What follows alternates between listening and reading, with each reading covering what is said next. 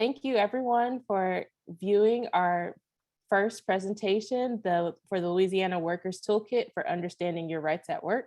My name is Cameron Dawson and I'm a staff attorney at A Better Balance. Today, we will be talking about protecting employees at work against discrimination and providing an overview for state and federal agencies that protect workers in Louisiana. This webinar is brought to you by the Louisiana Workforce Collective, which is made up of several agencies and organizations, including the Wage and Hour Division, the U.S. Equal Employment Opportunity Commission, the Louisiana Commission on Human Rights, the National Labor Relations Board, A Better Balance, and the Workplace Justice Project, as well as the Office for Federal Contract Compliance Programs.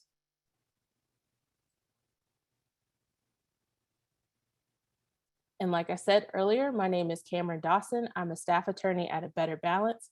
I'm joined today by Marvis L. Hicks, who is an outreach and education coordinator for the New Orleans field office of the Equal Employment Opportunity Commission, Dr. Leah Raby, who is the executive director for the Louisiana Commission on Human Rights, and Rachel Woods, who is the district director for the OFCCP's New Orleans district office.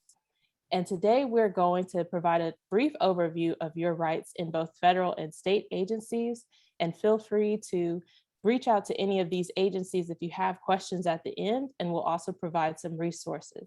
So let's go ahead and jump in. So our first scenario is with a worker named Abigail. Now, Abigail had applied to a job posting for a private company with 16 employees in the past. And in the interview, she explained that she would need a modified schedule so that she could attend her cancer treatments. The interviewer told her that she was no longer a good candidate because she would require too much time away from work, even though in the initial beginning of the interview, things were going well. Now, what agency should Abigail contact to learn more information? Does anybody have the correct answer or resources that Abigail could reach out to? Yes, the EEOC. Hello. Great. I am Marvis Hicks, and I'm the Outreach and Education Coordinator for the Equal Employment Opportunity Commission. The statute that Abigail would file under would be the Americans with Disabilities Act. This is a brief overview of the statutes that the EEOC has authority to investigate under. Our mission and vision is to stop and remedy unlawful employment discrimination, and our vision is justice and equality in the workplace. How does EEOC define discrimination?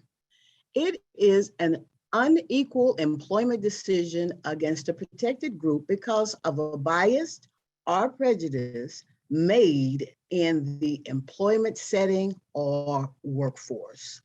Next slide, please.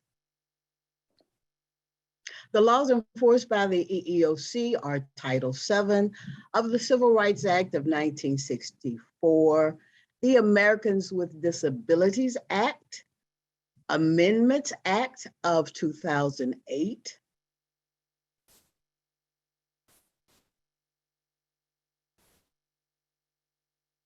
the Age Discrimination in Employment Act of 1967, the Equal Pay Act of 1963, and the Genetic Information and Non-Discrimination Act. Who's a covered employer? An employer or union with 15 or more employees under Title VII, the ADA, and the Genetic Information and Non-Discrimination Act. An employer or union with 20 or more employees under the Age Discrimination in Employment Act.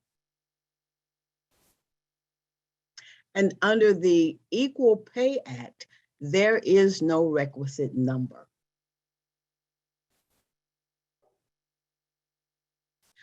The basis of each statute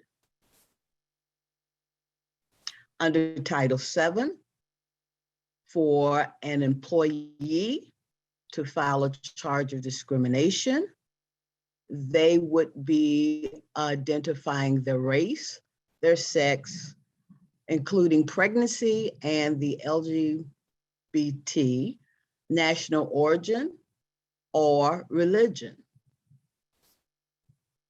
Under the Americans with Disabilities Act, the person would either have a record of a disability, history, or they believe that they're regarded as disabled. Under the Age Discrimination in Employment Act, the individual must be 40 or above.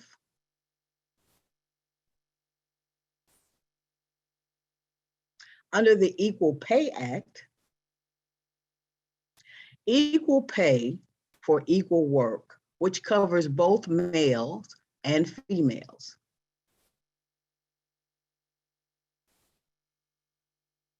And the Genetic Information and Non-Discrimination Act, illegal use of genetic information. Retaliation. It's unlawful to retaliate against any individual who has opposed discrimination, for example, by filing a charge, participated in a protected activity, for example, being interviewed by one of our investigators, or is closely associated with someone who has engaged in protected activity. Examples of adverse actions: failure to hire, harassment and intimidation, denial of employment benefits, discharge, discipline, demotion, reassignment, unjustified evaluations and reports, acceleration of disciplinary action, undeserved negative reference. And that list is not exhaustive. How does one file a charge of discrimination? There must be an employer-employee relationship. For example, an applicant makes application or an employee is employed.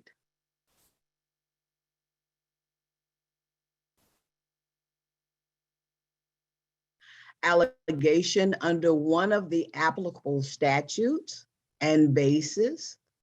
For example, the Age Discrimination in Employment Act, and an issue may be failure to hire, or the Equal Pay Act, and the issue may be female pay disparity. To file a charge of discrimination, all an employee needs is a reasonable good faith belief that they've been discriminated against,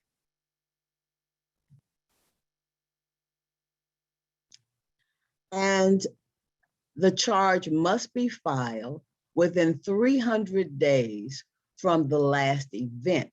If it does not occur within the 300 days period, then the individual loses the right to file a charge of discrimination.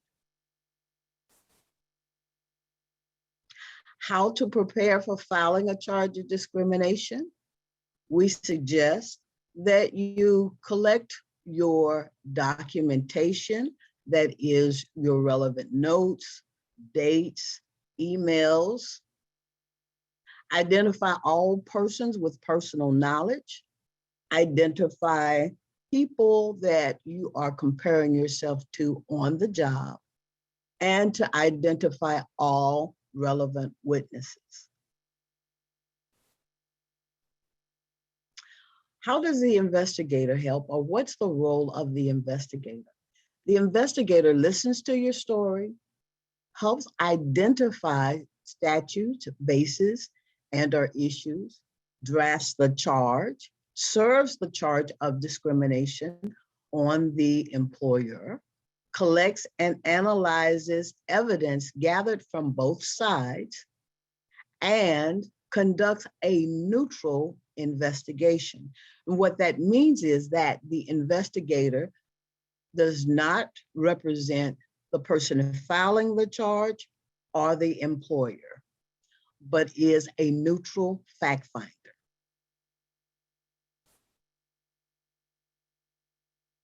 Concluding the investigations, the investigation, failure to locate or cooperate, which means that the investigator has made contact or attempted to make contact with a party and either is not able to locate that individual, the address is changed, and they did not provide that information to the commission, or the person filing the charge of discrimination is in disagreement throughout the process with the investigator, and the investigator may recommend that because of the conduct of the charging party, that the commission should discontinue its investigation.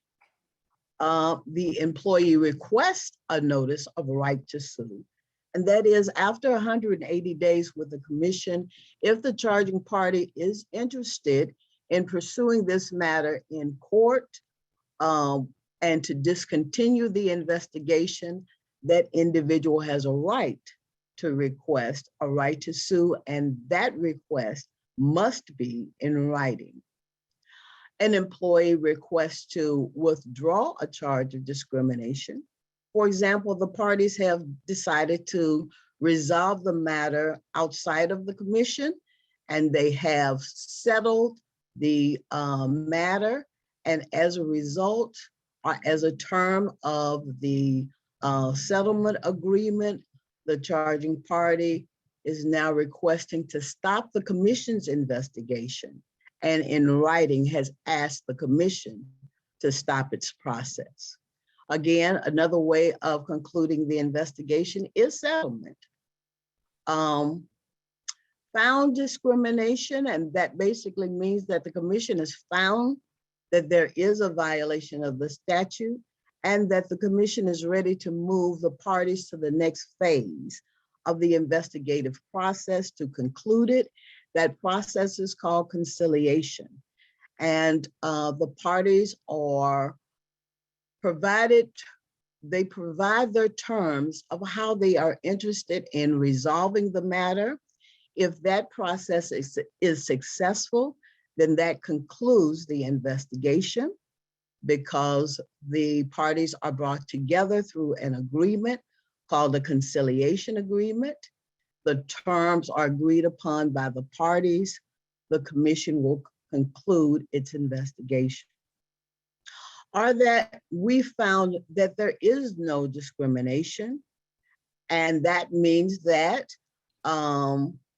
we have examined the allegations and we've weighed the evidence against the statute, and the evidence does not support a finding of a violation. The commission will then conclude the investigation by providing the parties with a dismissal notice of right to sue to pursue this their situation further in court.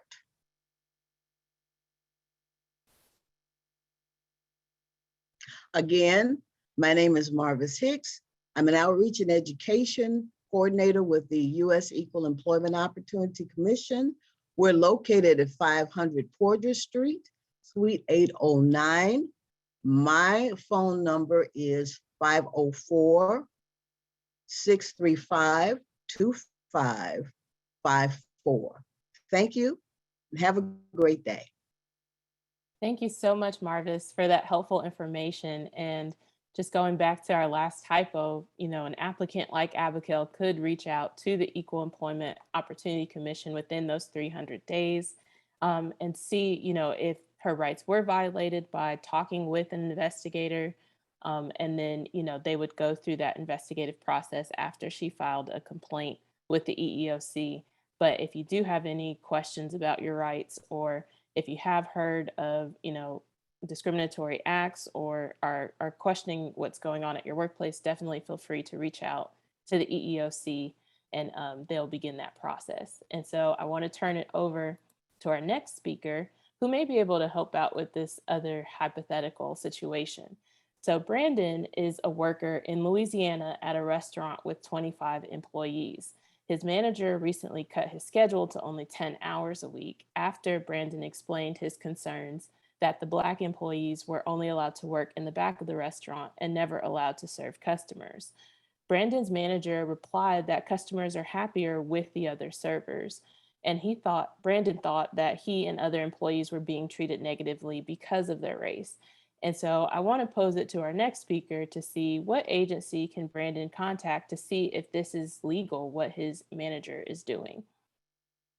Thank you, Cameron. So Brandon can actually contact the Louisiana Commission on Human Rights. We're housed under the Office of the Governor, and our office actually works in conjunction with the U.S. Equal Employment Opportunity Commission.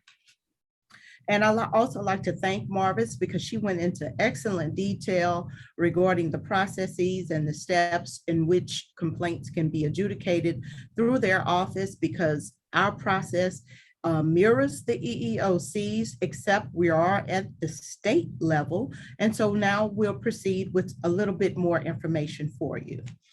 Next slide.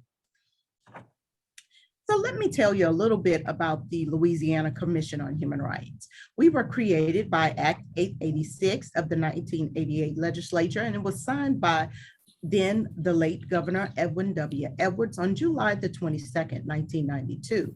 We have a 9-member board, one each appointed from the congressional districts, and others are appointed at large. And we are created to provide civil rights protection to the citizens of Louisiana against employment, banking, and lending, and public accommodation discrimination.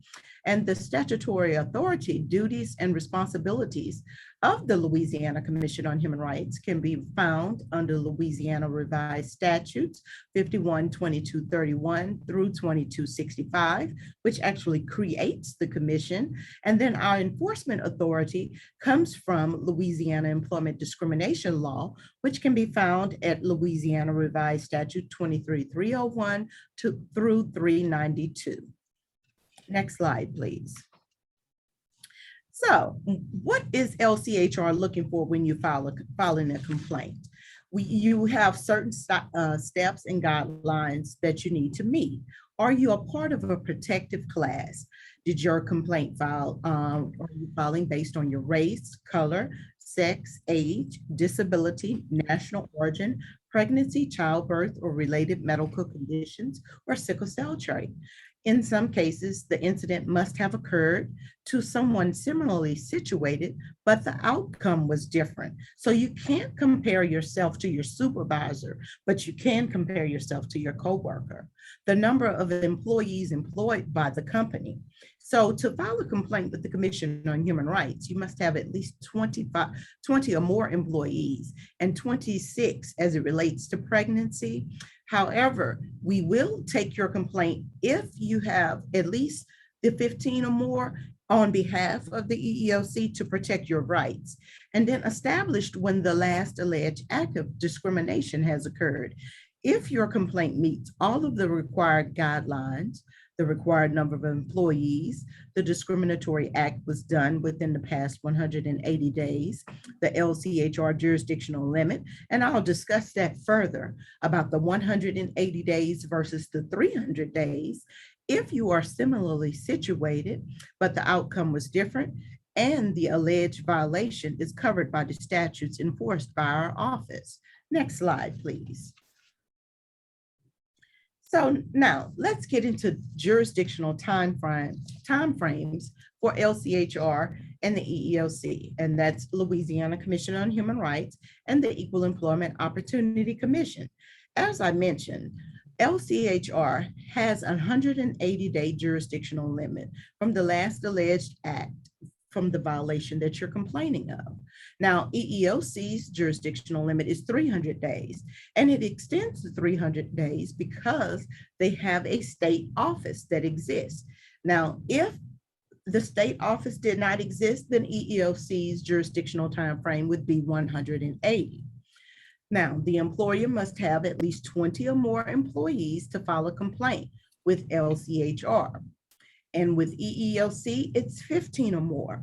But remember, if you have 15 or more and you are at close to maybe that 200 or in 59 or 299th day, we'll take your complaint on behalf of the EEOC if our office is closer to you, and so that it'll protect your days and your rights, and so that you'll be protected under the law, under state and federal law. And the employer must have at least 26 more employees to file for pregnancy discrimination complaint. An employer must have 15 or more employees to file pregnancy under the EEOC laws and Pregnancy Discrimination Act at the federal level. And the employer must have 20 or more employees to file equal pay with LCHR. But however, you only need one employee to file for an equal pay complaint with the EEOC. Next slide. Now let's get into a little scenario, because we always like to say no to discrimination. Now, the respondent, who is R, confirmed that the CP, which is the complainant or charging party, those terms are synonymous. The respondent confirmed the CP submitted medical documentation, but failed to identify if she could perform job duties safely, which required her to be able to physically restrain patients.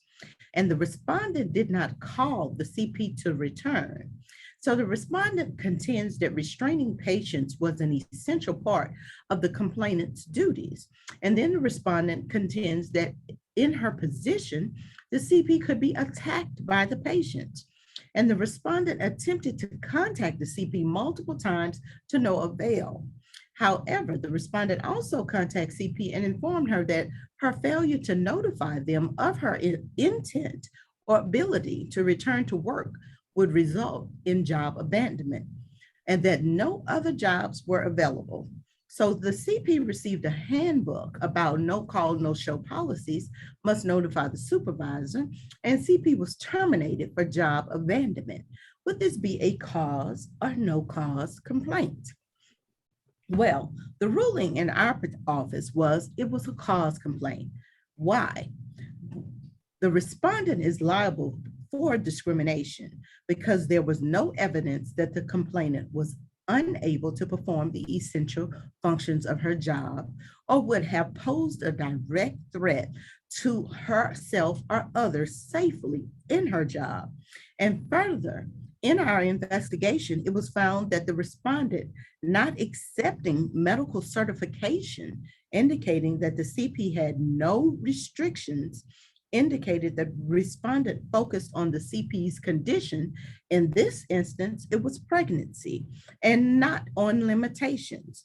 The respondent's practice of requiring medical certification that the CP could safely perform the duties of her job could have a significant impact on women affected by pregnancy, childbirth, and related medical conditions. And that would suggest more favorable treatment of employees of either sex who are not affected by the same. So additionally, the respondent also failed to respond to the interrogatories and requests for production of documents. Next slide, please. So oftentimes we have frequently asked questions when individuals call our office. So what is the jurisdictional limit for EEOC when a FEPA exists? It's 300 for EEOC and 100 for the FEPA. So what is the FEPA? It's the Fair Employment Practices Agency, which is the Louisiana Commission on Human Rights. How many days does a complaint have to be in LCHR's office or the EEOC before a right to sue can be issued?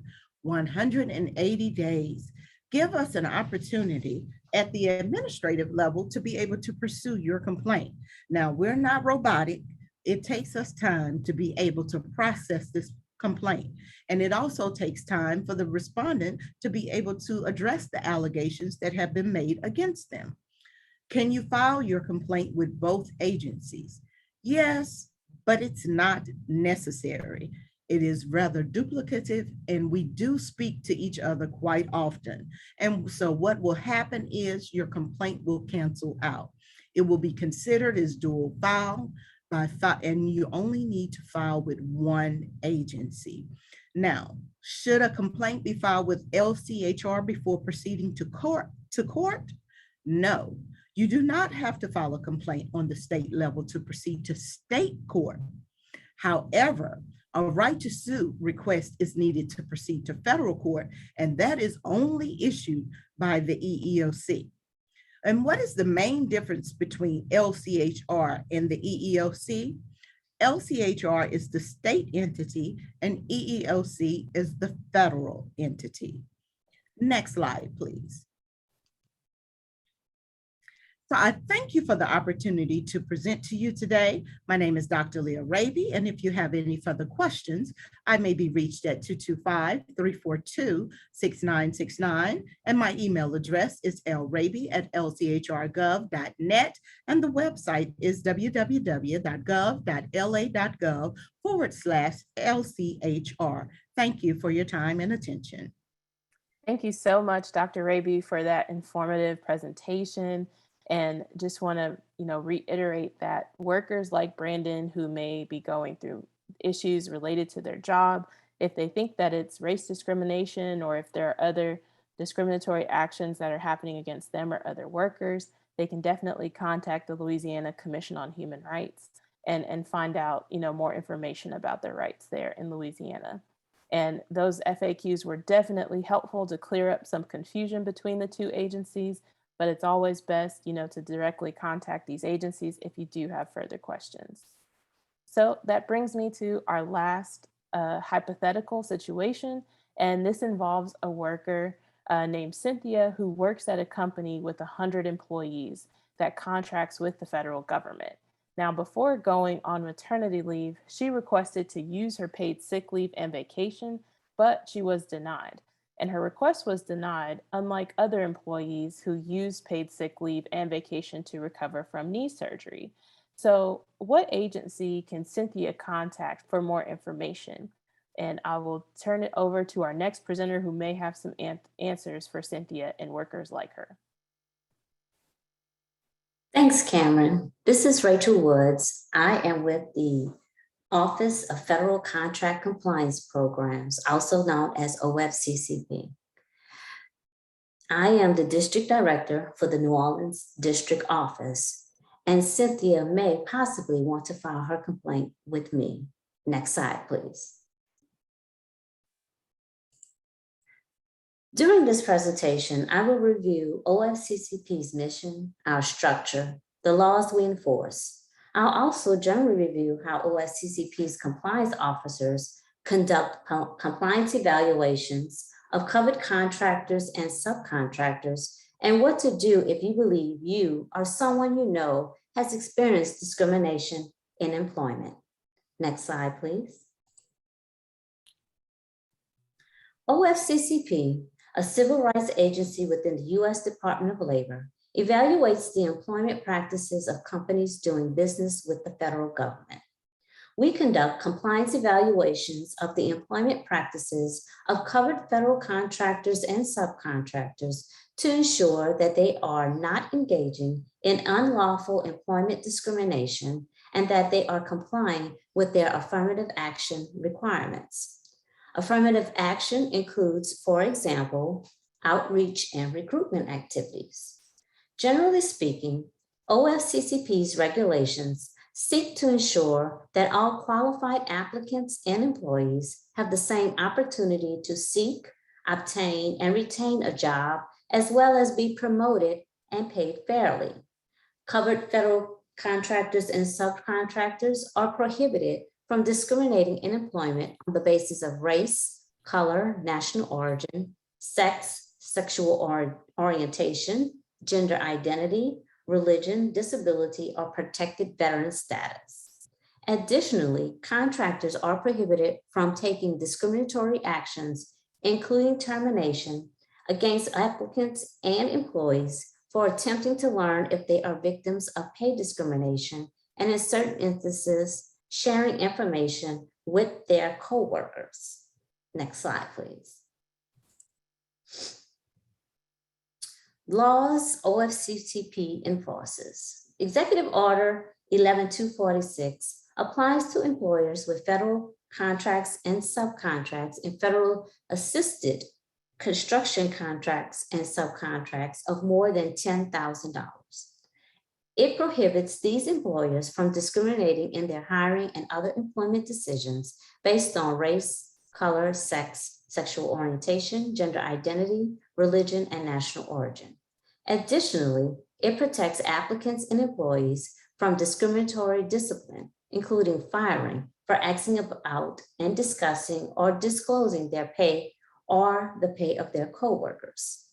Section 503 of the Rehabilitation Act applies to federal contracts and subcontracts of more than $15,000 and prohibits discrimination against job applicants and employees based on disability.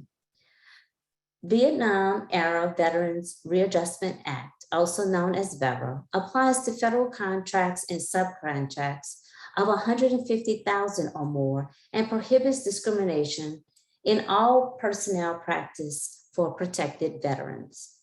Executive Order 11246, Section 503, and VERA also have affirmative action components that require covered contractors to engage in certain activities, including outreach and recruitment, data collection, self-audits, and assessments. Additionally, all three include quantitative measures in the form of either goals or benchmarks.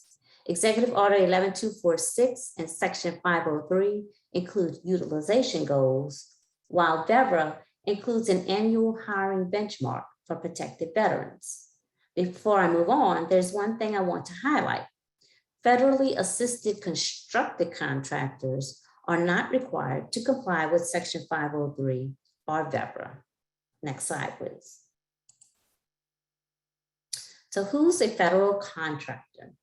Generally, a covered federal contractor or subcontractor is an employer doing business with the federal government through either a contract or subcontract that meets certain dollar thresholds or amounts. The term contract includes any agreement or modification in an agreement between a federal agency and any person, corporation, partnership, joint venture, local government, or other entity for the purchase, sale, or use of personal property or non-personal services. It may include contracts, purchase orders, bills of lading, and leases. It also applies to banks serving as federal depositories or issuing and redeeming saving bonds. OFCCP protects workers at banks, meat packing plants, retail stores, manufacturing plants, accounting firms, financial service firms, information technology firms, and construction companies, among others. In FY 2021, OFCCP conducted 1,236 compliance evaluations. These evaluations determine whether contractors are complying with the requirements established by the executive order and the two statutes OFCCP enforces. Next slide, please. I'll briefly discuss each item on the slide. These are our enforcement priorities currently with the agency. So compensation. Despite the existence of laws protecting workers from gender-based compensation discrimination, for more than 5 decades, a pay gap between men and women persists today. OFCCP has made combating pay discrimination by contractors an enforcement priority. Related to compensation discrimination is our enforcement of the pay transparency provision of the Executive Order 11246. Some research has shown that among the possible contributing factors to the enduring pay gap is the prevalence of workplace prohibitions on discussing compensation. An amendment to Executive Order 11246 prohibits contractors, excuse me. An amendment to Executive Order 11246 prohibits contractors from discriminating against applicants and employees because they have inquired about, discussed, or disclosed their compensation or to others, subject to certain limitations. Hiring discrimination continues to be the major discriminatory finding in the evaluations conducted by the agency. In FY 2021, OFCCP obtained $26.4 million in financial remedies for over 21,900 affected class members with over 900 job offers. Construction contractors. OFCCP has made it a priority to reinvigorate its construction program and is currently taking many steps to do so. On July 6, 2021, OFCCP obtained authorization from the Office of Management and Budget to conduct a construction desk audit as part of the agency's review of construction contractors. The authorization allows OFCCP to send a construction scheduling letter to collect construction project information, contractor payroll data, and other items for OFCCP to evaluate during a desk audit. The new review process allows OFCCP to examine data and project information to determine whether potential compliance issues exist prior to conducting an on-site review. Previously, OFCCP scheduled the on-site review without first reviewing the records or data. Quality, a third enforcement priority, is maintaining high quality standards. The agency conducts investigations that meet exacting standards for quality, accuracy, and thoroughness. Toward this end, OFCCP schedules routine and special topic accountability reviews and mandates quarterly quality audits on 10% of its closed cases. These regular audits improve the overall quality of compliance evaluations, allowing the agency to focus training on the areas where it finds deficiencies. Outreach and education. Finally, OFCCP is engaging in outreach and education, ensuring that all stakeholders understand their obligations and rights. This includes providing technical assistance to assist contractors. OFCCP conducts training webinars and has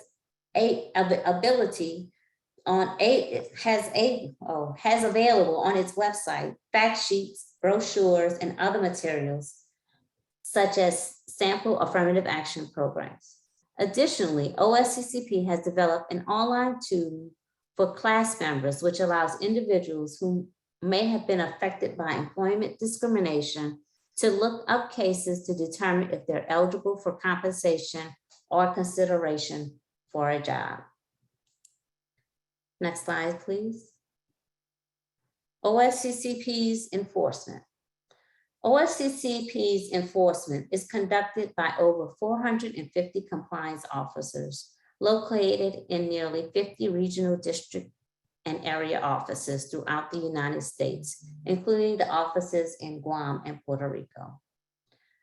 From our field offices, OFCCP conducts compliance evaluations and complaint investigations of contractors and subcontractors. A compliance evaluation begins with OFCCP's neutral selection process that selects contractors based on certain factors. A specific contractor is never targeted. OFCCP sends a scheduling letter to each selected contractor, notifying them to submit specific documents to an OFCCP compliance officer for evaluation within 30 days. OFCCP staff conducts a desk audit or a review of this material. If questions arise during the desk audit, the compliance officer may go on site in order to review records, interview employees, and observe the work environment. Throughout the compliance evaluation, OFCCP's compliance officer is reviewing the contractor's employment policies and practice, including practices relating to hiring, outreach, and recruitment, hours worked, promotions, compensation, and termination to ensure the discrimination has not occurred and that the contractor has complied with its affirmative action obligations. If violations are found, OFCCP will notify the contractor in writing and require the contractor to come into compliance. We'll discuss how OFCCP resolves violations in the next slide. Common violations found during a compliance evaluation include failing to maintain required personnel records, failing to engage in outreach and recruitment, and failing to develop affirmative action programs. An AAP is a management tool designed to ensure equal employment opportunity, and it includes, among other things, a number of quantitative analysis to evaluate the composition of the contractor's workforce and compare it to the composition of the relevant labor pools. It also includes action-oriented programs to address any underrepresentation or underutilization of workers and job applicants that are members of protected categories. In addition to evaluations, OFCCP conducts complaint investigations. Applicants or employees may file complaints of discrimination against contractors if they believe that discrimination has occurred. These may be filed by individuals or groups. During a complaint investigation, OFCCP will go on site to investigate the allegations raised by the complainant. Similar to compliance evaluation, OFCCP will notify contractors if violations are found and require resolution and appropriate remedies. Next slide, please. If discrimination is identified during the course of an OFCC compliance evaluation or complaint investigation, OFCCP requires the contractor to restore the victims to the position they would have occupied had the discrimination not occurred. This might include back pay for lost wages, making salary adjustments to bring the individuals in line with other employees doing similar work, and providing job opportunities. OFCCP also requires contractors to stop discriminatory practice and or change policies that may have led to the discrimination. To resolve findings of discriminations and other violations, OFCCP negotiates a resolution and remedy with the contractor and enters into a conciliation agreement that describes the violations identified, remedies to those violations, and includes monitoring and reporting on the remedies and the results. If OFCCP cannot negotiate a remedy, then OFCCP will refer the case, either a compliance evaluation or a complaint, to the Solicitor of Labor for administrative enforcement. Next slide, please. During a compliance evaluation or complaint investigation, OFCCP observes a contractor's workplace to ensure equal employment opportunity and affirmative action. OFCCP has mandatory posting requirements and a notice requirement. All contractors are required to post the Equal Employment Opportunity is the Law poster and its supplemental poster. This should be posted in conspicuous places where it can be readily seen by employees and job applicants. Additionally, OFCCP requires contractors to provide employees and applicants notice of its pay transparency and non-discrimination provision. When looking at pay data, a compliance officer may note if there are differences in compensation that appear to be related to race or gender. For example, if a compliance officer noticed all male security guards at a company have an hourly rate of $15 an hour and all female security guards have an hourly rate of $14 when checking the payroll information, this may be a potential compensation discrimination problem. Another example would be if when looking at the payroll information, a compliance officer noticed that all the housekeeping employees are female and all the janitors are men who are paid more than housekeepers. In this example, this may be a potential discrimination issue as females appear to be steered into the housekeeping positions. During facility inspections, compliance officers can also look for the presence of segregated facilities, lack of diversity within the workplace, and the appearance of discriminatory graffiti within the facility, such as break rooms or bathrooms. For example, all the women on a production line are in one room, and men performing similar work on the same production line are in a different room. In the men's production room, there are sexually explicit posters on the walls. This may be a segregated facility and potential sexual harassment at this site. Next slide, please. Finally, if you believe you or someone you know has experienced discrimination, please refer that person to OFCCP. The individual does not need to know if the employer is a contractor in order to file a complaint. The complaint form and instructions are on OFCCP's website, and the complaint can be submitted in one of several ways. File the complaint form electronically with the appropriate OFCCP regional office, mail or fax the complaint form to the appropriate OFCCP regional office, or file the complaint form in person with any OFCP district or area office. Generally, an individual, organization, or group can file a complaint with OFCCP. Complainants are encouraged to use the form on our website and should include a description of the alleged discrimination and any other related information that would help. If in processing the complaints, OFCCP determines that we do not have jurisdiction, the agency may refer the complaint to the Equal Employment Opportunity Commission or other appropriate civil rights agency. If you or an individual you encounter have questions about OFCCP or the laws that OFCCP enforces, please contact the OFCCP Help Desk. This customer service is provided by OFCCP headquarters between 8 a.m. and 4:30 p.m. Eastern Central Standard Time. If calling outside of these hours, please leave a message and the call will be returned. Next slide, please.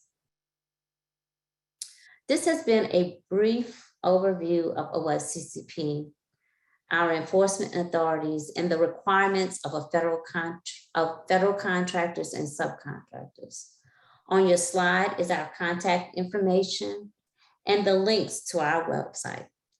Thank you again for participating in this presentation and listening session. And again, reach out to any of the agencies within this presentation if you feel that you have not been treated right in the workforce. Thank you.